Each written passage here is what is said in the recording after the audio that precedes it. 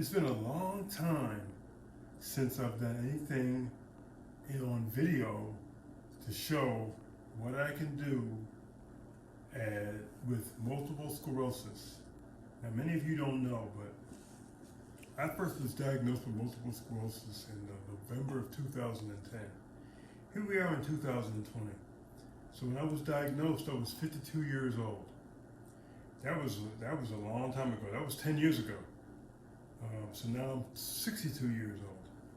And so now I just want to see my progress. I want to see what I can do with my body, with my degenerative arthritis in my lower back, with the degenerative arthritis in my neck, and having relapsing, remitting multiple sclerosis. That's the prognosis I was given. That was the diagnosis I was given. And I guess what I was thinking about during the time that I've had it is like I was looking at other people and seeing how they ended up in wheelchairs, seeing how they ended up using walkers, seeing how they ended up with canes, and I was taking medication. I was on medication for about 2 years. But then I still was getting these relapses, bumping into things, walking crazy. Anyway, I said I can do bad by myself. So I came off the medication and still stayed away from the wheelchair, still stayed away from the walker, and still stayed away from the cane. Now I'm, let's say, a little bit of an advanced age. So now I'm going to show what I can possibly do at my age with my condition. Now, this has not been pre-rehearsed. I don't even know if I can do it. But I'm going to just share a video with you to say that if you don't have an affliction of any kind, you should minimally be able to do what I'm doing. If you don't, I'll say it again. If you don't have an affliction of any kind, and you're under the age of 62, I can't speak older than 62, I can only share my age. But if you're under 62, you should at least be able to do this. If you cannot, then you have some work to do, especially if you're not sick. If you have arthritic areas of your body, that's another factor. You may need to be taking something. It doesn't need to be medication. Because even as I sit right now, with all the things I've mentioned, I take no medication on purpose. I'd rather not take medication. Why? Well, quite frankly, medication has side effects. And you know it has side effects because they'll come out with some kind of medication, the FDA will come out with it, or you'll see some advertisements about it, and you say, well, this may cause this may cause that, you may be pooping out your butt, you may be yellow stuff out your eyes. I mean, it's ridiculous. And I've got to do that to go ahead and be helped? One of the medications that they recommended I be on was Tisabri. It's a multiple sclerosis medication. It was one of the things that was mentioned to me by my new neurologist that I saw about 3 years ago. And he said he was shocked that I was on no medical protocol whatsoever. I said, Doc, last time I had a serious relapses, I had optical neuritis, which meant I lost sight for 3 weeks in one of my eyes. That's pretty horrifying. And when I lost sight, I was like, damn, I could do bad by myself. You know, could I do worse? I don't know. But here's the reality. Here's my reality now. I still have pain from arthritis from time to time. You know, my lower back. I've got to put relief cream, CBD cream on my back to help relieve some of the pain. But yet again, I don't use a walker, cane, or wheelchair. That's not being stubborn. It's just that I don't need to use it. I don't want to rely on those aids because when you lean toward relying on such aids, your body works its way into that, in my opinion. I've seen people that get multiple sclerosis, and if they were able to keep their mind right, perhaps they could stay off of those things. Perhaps they would exercise. Perhaps they would lift weights. Perhaps they would be able to force vitamin-rich blood to their extremities. But they don't. And they get involved with these multiple sclerosis groups. These, I call them, I commonly refer to them as the woe is me groups. Everybody's got a pain, everybody's got a malady.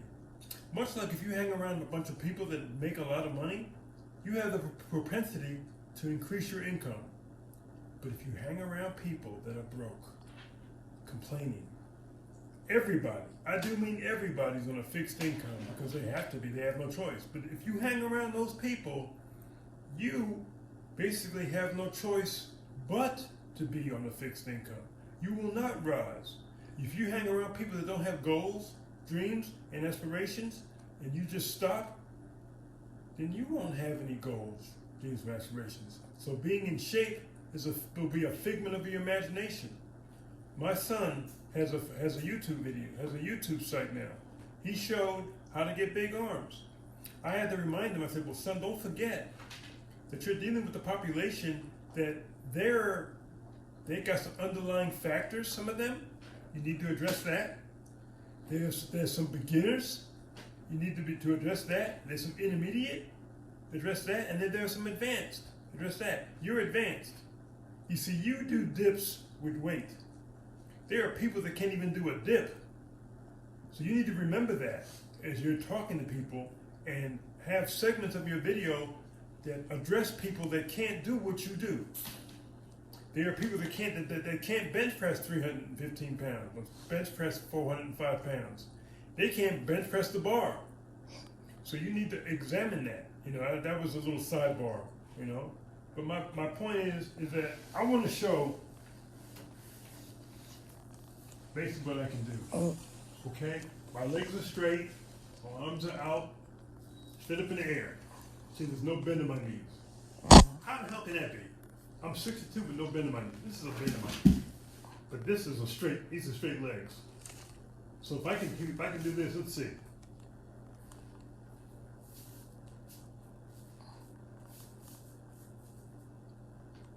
It's hard.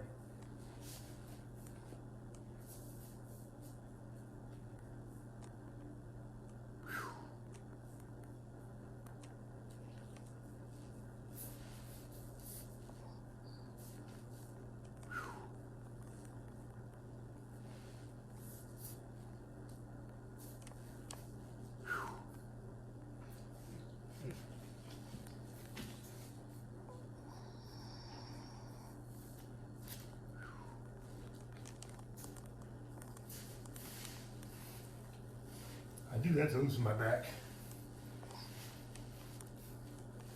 Push-ups.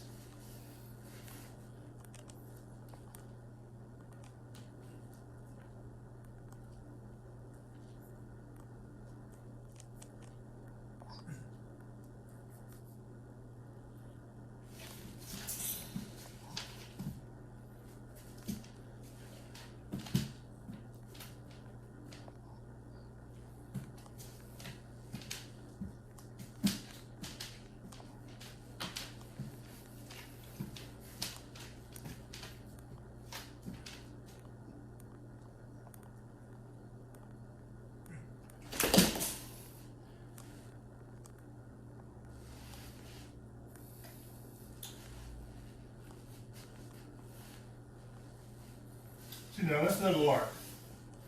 Okay? Was that easy? Hell no. That's not a lark. Okay? And keep this in mind. I did that in my 60s. Okay? And believe it or not, that did my body good. I feel better. It loosened my back up. It's nice for me to be able to see that I can still do a couple of push-ups. There was once a time I've done 80 to 85 push-ups in a row. Now I was a lot younger then, okay? I wasn't diagnosed with an incurable immune disorder then, but the mind, it's your mind. It is not, it's your mind, it's your eating habits. People say, well, I could probably do something if I could exercise. Point of the matter is that based upon what you consume, can make a difference in your body too. Some of you can't do the exercises, even if you had the time, because you're eating the wrong stuff. Now we can talk about keto, we can talk about organic, we can talk about your absence of sugar and your absence of eating salt, excessive bread, and things of that nature. But that's your choice. If you want to eat cookies and crackers and bread and sugar and salt, make no mistake about it. It's going to affect your body. You can hide from it. You can say, well, it tastes better if I eat that. It tastes better if I eat that. Yeah, it does. No doubt about it. Because most of the stuff that has fat removed doesn't taste good. Most of the stuff that has sugar removed don't taste good. But do you know that even in ketchup, there's sugar in ketchup?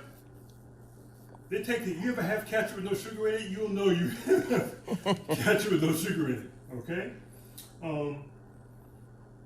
But there's still things that you can do.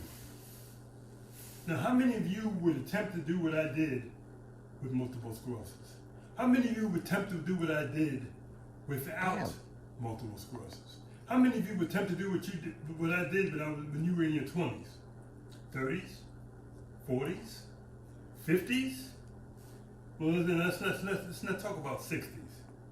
Because I'm going to improve what I did, even now, because I haven't done that exercise I showed, my God, 3 years, 4 years, 5 years maybe, but I wanted to see, and I wanted to be live and, show the imperfections, show the dig down. That human beings have to have the ability to dig down. You have to. And if you don't dig down, then you just talk. You just run off at the mouth. You're just running off at the mouth. You have the ability to do more than what you know. So now I'm going into my 10th year of having multiple sclerosis. My 10th year. I'm getting married for the 4th time. My wife knows that I have multiple sclerosis. She's had 3 heart attacks and she has a pacemaker. But she doesn't have a problem with me having multiple sclerosis. I just want you all to see that nobody has to push me around in a wheelchair. I'm not decrepit. I'm still in pretty good shape. I can do better, and I will do better. I will put on probably the better part of about 20 pounds of lean muscle mass over the next 6 to 8 months. I know that. Am I just saying it to be saying that? No. I'm saying that I'm going to track it, and I'm going to do it. I'm going to order a squat rack for my house that we're going to get. I'm going to have weights for my squats, weights for my leg press. I'm probably going to order a leg press machine too. Yeah, I got it like that. I'm going to do some stuff without equipment. And you, right now, yes you can do exercises without equipment in your home. Yeah, I can say you could have an old SolarFlex or this machine or that machine. But truth be told, if you got just enough room in your house, if you got a floor, you can stretch, you can stretch. You can, this side and that side, stretch the hamstring out, get close, go to the center, spread the legs out a little bit more, stretch,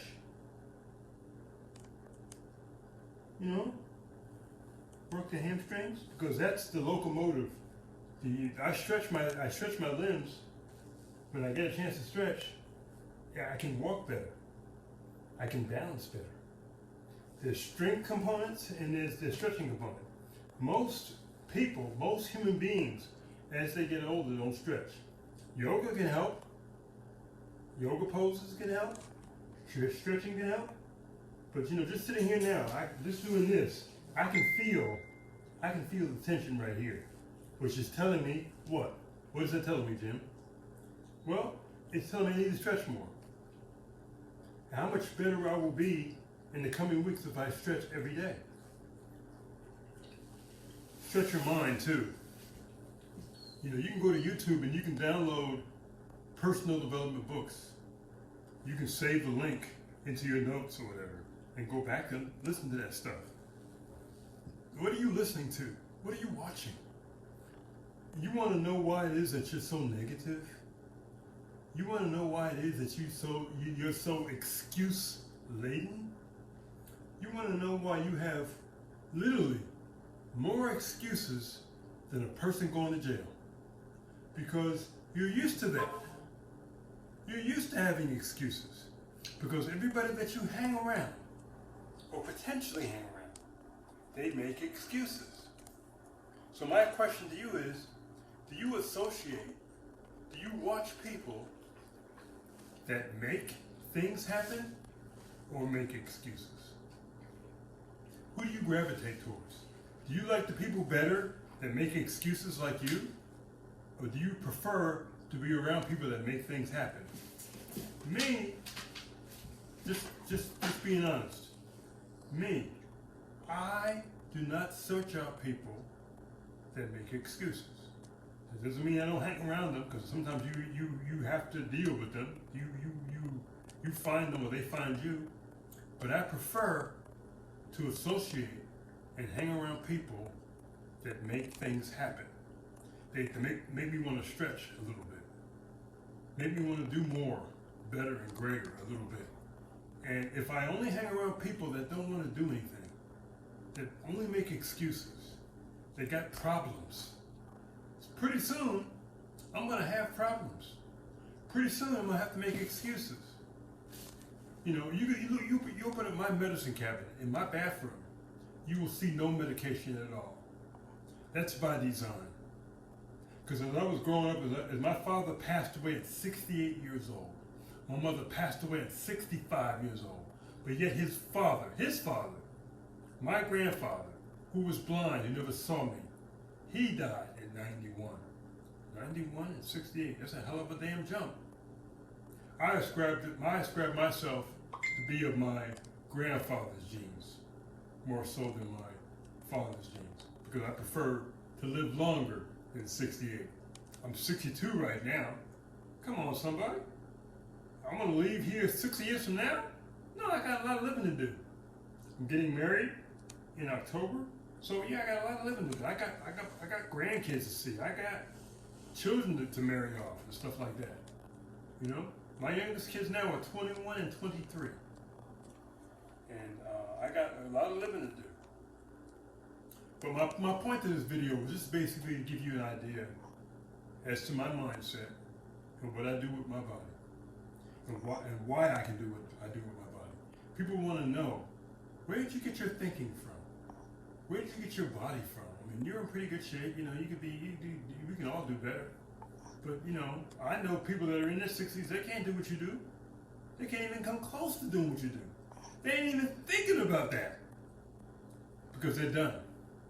And in their mind, because of who they hang around, or what they see on TV, or how they were raised, they were done when they hit 16. They just ain't died yet. They stopped dreaming at 16, or at 17 or 18. That was the last time that they dreamt about what it is that we're going to do with their life, and what they were going to do. How do I know that? Because today, look back 5 years ago. 5 years ago from today, did you envision that you would be as you are now? Did you see possibly that you would be in the situation that you're in right now? Well, I ask you the next important question. 5 years from now, where are you going to be? Do you see where you want to be? I don't like to think that far ahead. Do we need to talk about money? I don't like to talk about money. Why? Why? Why is that such a dirty word? I don't like to talk about relationships. I don't like to talk about health and fitness. You ever notice the things you don't like to talk about is the things you need? That's the stuff you need to be talking about. That's the stuff you need to be raising your lid up on. Many of you want to join a network marketing company. And you try those things, and they don't work. Because you don't work. That's why they don't work. Because you try things. The word try is such a weak word. It's a weak word. Well, at least they try. Well, Super Bowl, one side plays the other side. The side that lost tried. Both sides tried, but there can only be one winner. Who do you look for if they're your team? You look for the loser or you look for the winner? You look for the winner. And if your team loses, you don't want to hear that they tried. Who cares? There's the other team won. They did more than try. Let's take it to your job. You go to work every day. You work hard. You come home tired. Sometimes you flop down on the sofa and pass the hell out. You turn the TV on or whatever.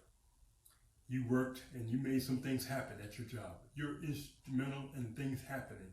You're vital in things happening. You got the mission done for the week. Yeah, your week is over. Now it's payday. Let's say the end of the month is payday. And your boss walks into the room and he says, "Boy, you did a phenomenal job this month." "Yeah, thank you so much." You pat yourself on the back, you nod your head. You know. "Yeah, that's why we're gonna try and pay you." What'd you say? I said we're gonna try and pay you. But I got electric bill. I got phone. I got electricity. I got rent. You can't try and pay. You better pay me my money. No, we're gonna try. But try is a nice word. It's nice. That's important. It's important that we try. So we're gonna try and pay you. You wouldn't accept that. No way, no shape, no how. But you come into a business that you have to pay 1 or 2 or 3 or 4 or 5 or more to get involved in, to make money as a side hustle. You realize Lyft and Uber now, some states, they can't do that now? They shut them down. Not the government, not getting in there, but the actual company has shut it down because people can't ride. They gotta, there's too many obstacles for them to ride. You know, because the coronavirus is serious. It's real. How do I know it's real? Isn't it a conspiracy? Isn't it? So, you just need to keep your immune system strong, and stay in the sunshine, eat the right foods, do your exercise, and chances are you'll be good. But what do you tell the people? What do you tell the people that have loved ones that pass away from the virus? Do you tell them that? Well, your immune system must have been weak. You should have been in the sun. It's it's not even real. But a person passes away and you happen to know who they are and they're close to you, it becomes real. Then you gotta wake up. You can't be asleep on the video because you're snoring and you're coming through on the video.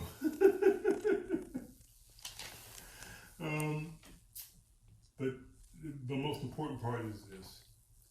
Do what you can do. Control what you can control. Your body is at a stage where you can eat the right foods. You can do the exercise. You can get enough sleep. You can read the right information. Feed your mind. Fortify your mind so you can become strong.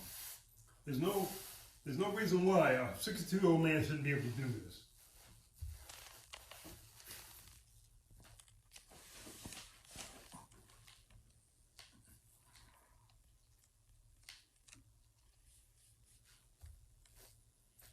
And if you can't, because the stomach's too big, or his arms are too weak, I don't know what to tell you. All I know is this. Here I am at 62 years old, born in 1958, and I'm still kicking. We'll talk to you guys later. Have a good one.